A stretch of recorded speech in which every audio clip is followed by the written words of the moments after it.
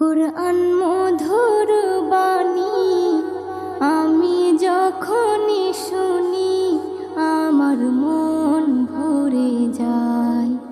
কুরআন মধুর বাণী আমি যখনই শুনি আমার মন ভরে যায়। শোনো মুমিন মুসলমান, পড়ে দেখো না কুরআন, কত শান্তি পাওয়া যায়। কুরআন